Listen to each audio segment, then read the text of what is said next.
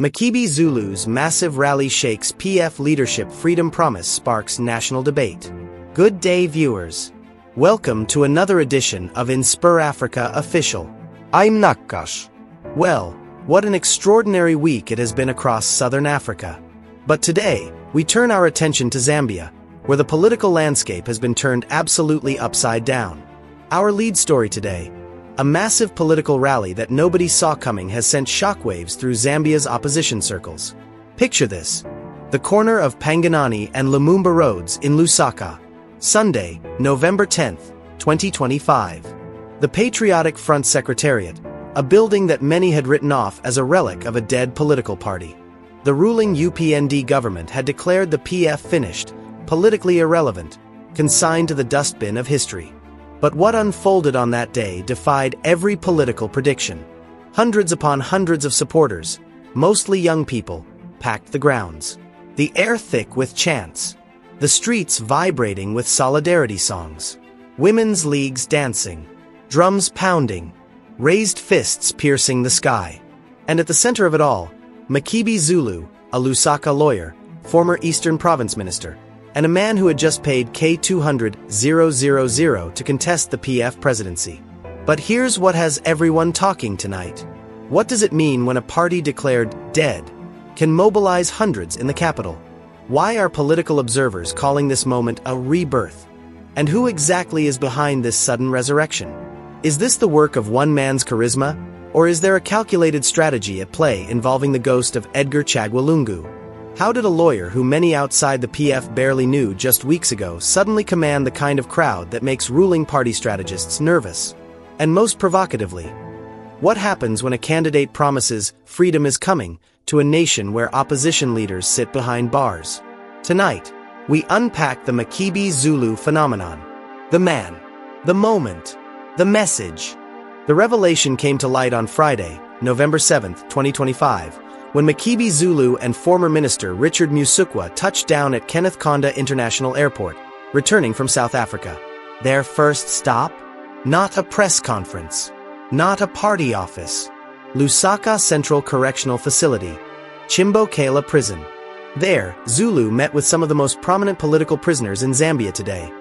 PF Secretary General Raphael Nakasinda, former Foreign Affairs Minister Joseph Malangi, former Lamizi MP Munir Zulu, former Secretary to the Treasury Fred Sinyamba, and former Zambia Revenue Authority Commissioner General Kingsley Chanda.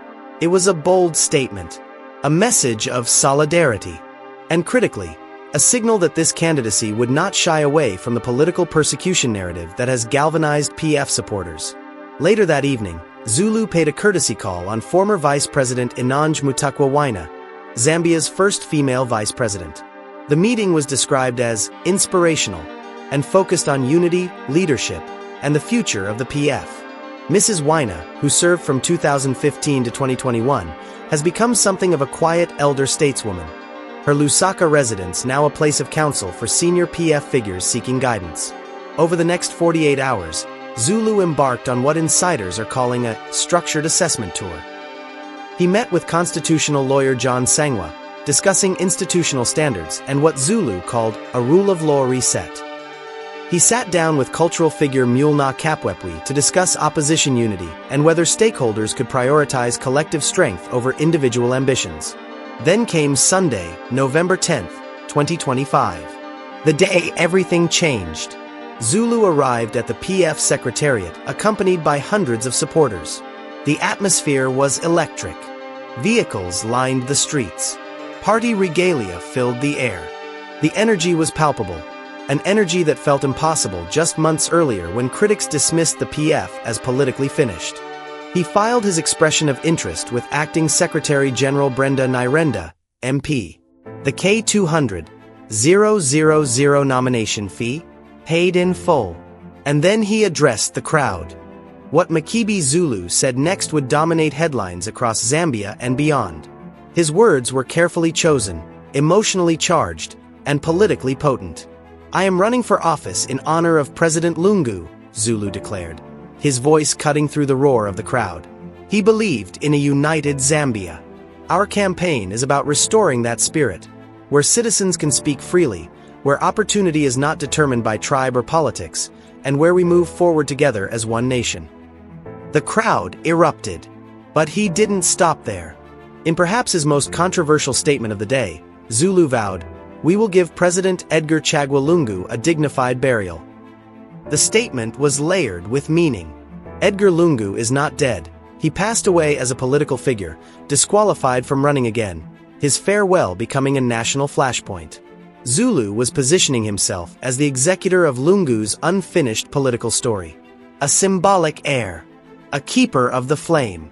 On policy, Zulu was direct and uncompromising.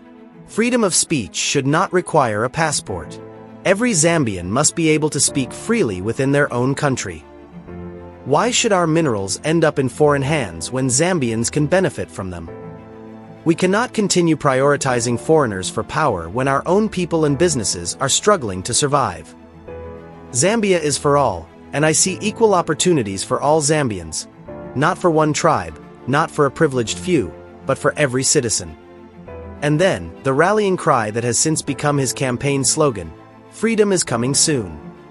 Meanwhile, reactions from within the party were swift and telling. Former PF Deputy Secretary General Mumbai Fairai took the stage shortly after Zulu filed his nomination. Her message was both a commendation and a warning. "Makebi, what you are witnessing here today is an acceptance from the youths," she said, her voice firm. "So go and lead a disciplined youth and a respectful campaign." She paused, letting the weight of her next words settle over the crowd. "If you see me insulting another leader, especially your fellow aspirants, chase me, because politics of insults have no place in our campaign." The crowd cheered, but Fairai's message was clear. This race would be watched closely, and discipline would be paramount. She continued, "Our party must show the nation that democracy and discipline can coexist. Let this contest unite us, not divide us." From the youth wing came even stronger endorsements. Copperbelt youth activist Ian Sinkala issued a public statement on Monday, November 10th. "It is time for the PF to embrace youthful, energetic, and forward-looking leadership. Mr. Zulu embodies the values and direction the party needs to regain public confidence and effectively serve the people of Zambia." He went further. "Zambia deserves a leader who listens, who acts, and who inspires hope. Mr. Makebi Zulu is that leader." But not everyone was convinced. Political analyst Alice R. Ndomu, writing for the People's Brief, offered a more cautious perspective. Makebi wants to unite Zambia. His supporters want to return to power, for all its glory and impunity. Both needs collide in the weeks ahead. Ndomu pointed to the core tension. It is a party caught between memory and strategy, between the Lungu past and the unknown future. He raised the uncomfortable question many were whispering. What happens if Hakainde Hichilema wins again? Makebi's central promise is anchored on a future PF victory. His vow to give Lungu a dignified burial assumes a rapid change of power.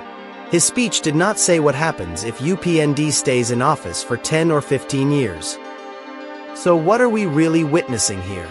Is this a genuine political revival, or a carefully orchestrated performance designed to consolidate Eastern Province support within the PF? Let's start with the facts. The mobilization was massive, far larger than anyone expected. But questions remain about where exactly that mobilization came from. Political observers note that the turnout was heavily concentrated in supporters with ties to Eastern Province, where Zulu served as minister and where loyalty to Edgar Lungu remained strongest. One analyst noted, the Eastern Enclave prefers him. Its structures have shown enthusiasm. Other regions remain silent. This geographic concentration is significant. The PF's path back to power requires national appeal, not regional dominance. Yet for now, the noise is concentrated at the Secretariat, and no confirmed provincial machinery from other regions has stepped forward to publicly claim Zulu as their consensus candidate. Then there's the question of legitimacy and process. Reports earlier in the year suggested that Zulu had convened private meetings with senior party members, allegedly seeking to rally support ahead of a central committee session. Some insiders accused him of launching a hostile bid to take over the party in Edgar Lungu's absence. Copperbelt provincial chairperson Stardy Mwale reportedly voiced strong opposition to any backroom deals, insisting, "We must appear democratic." The leadership question should be resolved at a party convention. This tension between democratic process and expedient power consolidation has haunted the PF for years. Critics argue that the party's hand-picking tradition has created internal fractures that could explode if not handled carefully. On the policy front, Zulu's message of economic nationalism and freedom of speech is clearly resonating, especially among young voters who feel economically marginalized. His critique of foreign control over Zambia's mineral wealth taps into deep frustrations about resource extraction benefiting outsiders while locals struggle. But there are also risks. Constitutional lawyer John Sangwa, who met with Zulu recently, is known for advocating rigorous constitutional fidelity. If Zulu is serious about a rule of law reset, he will need to articulate how that translates into concrete institutional reforms, not just populist slogans. The ruling UPND has so far remained publicly silent about Zulu's surge, but insiders admit the turnout has unsettled party strategists. For years, they've dismissed the PF as irrelevant. Sunday's rally forced a recalibration. One anonymous UPND official told reporters, "We're watching. If they can mobilize like this for an internal election, we need to take them seriously again." Perhaps most intriguing is the symbolism of Edgar Lungu's legacy. Zulu's entire candidacy is framed as an inheritance, a continuation of Lungu's vision. He invokes Lungu's name constantly, positions himself as the keeper of that legacy, and promises to restore honor to a man whose political career ended in controversy and disqualification. But here's the political gamble. What if the Lungu brand is toxic to swing voters? What if younger Zambians, especially those outside the PF base, associate Lungu with corruption, economic mismanagement, and authoritarianism? Zulu is betting that loyalty to Lungu among the PF faithful outweighs the reputational risks.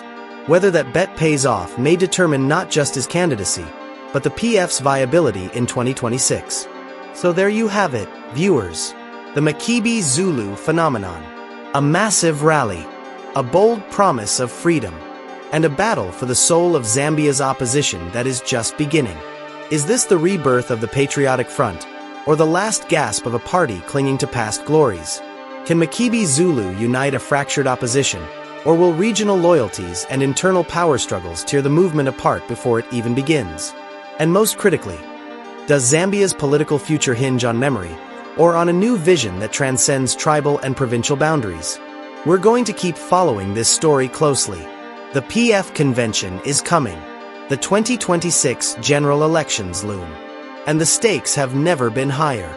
Thank you so much for watching today's edition of InspirAfrica Official. I want to hear from you. Drop your thoughts in the comments below. Do you think Makebi Zulu can lead the PF to victory? Is his message of freedom resonating with you? Let's have that conversation. Don't forget to like this video, subscribe to the channel, and hit that notification bell so you never miss an update. I'm Nakash, and I'll see you tomorrow with more stories that shape our continent. Until then, stay informed, stay inspired, and keep believing in Africa's future.